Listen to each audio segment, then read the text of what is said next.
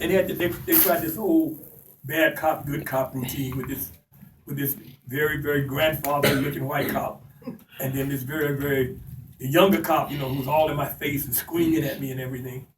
And then an older guy would say, "No, he's going to be okay. Just give him an opportunity." And the young guy would be in my face screaming at me.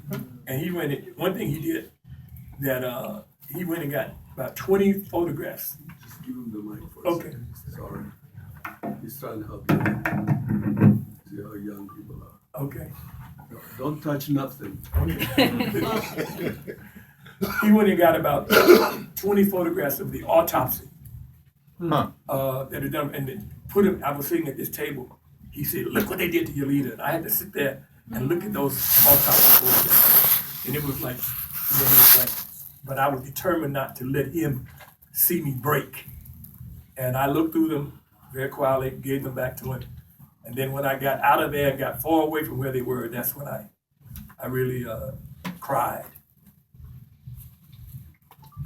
I think that Thomas, the brother who put this together, I gave him tremendous credit for his editing. Because I don't know all the techniques of filmmaking, but I just know that he had a whole lot of footage to deal with and to try to get it in some kind of cohesive pattern. I told Thomas there was one thing I disagree. I don't think I have never believed that the Nation of Islam, they were not nationalists. They were not black nationalists.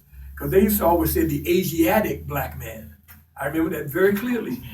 They always said the Asiatic black man. They had.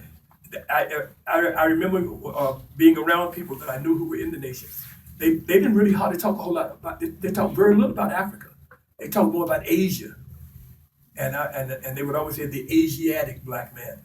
So I didn't consider them to be black nationalists at all. I mean, some of the positions they took, of course, would fit into that. But I think that psychologically, they did not have that kind of identification. Okay. You were talking at one point you were talking to me one time about common themes between Dr. King and Malcolm. Could you elaborate on that just for a second? Okay, I've developed a speech that I'm going to do it. I did it for the first time at a small gathering at Howard University last year, called "The Shared Concepts of Brother Malcolm and Dr. King," and I'm taking education, unity, Black Power, some of the things that I got from Dr. King in that book, "Where Do We Go From Here? Chaos Our Community." If you have not read that book, then you really do not know what Dr. King was all about at the time of his assassination. It is not that I have a dream, Dr. King, that he has been reduced to and unfortunately by his supporters. In many instances, supporters have gone along with this, and I think they did it to get the holiday. I think that was the agreement. And they practically never talk about April the 4th. Right. I'm going to be very curious to see what they're going to do with the 50th anniversary coming up. Because they let April 4th come and go every year, and you barely hear a word about it. I have asked students of mine, what happened on April 4th? And they don't know. They don't know.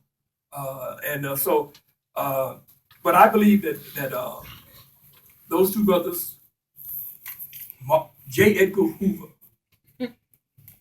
Hoover hated both of them. And in the book that a British writer named Anthony Summers did on J. Edgar Hoover,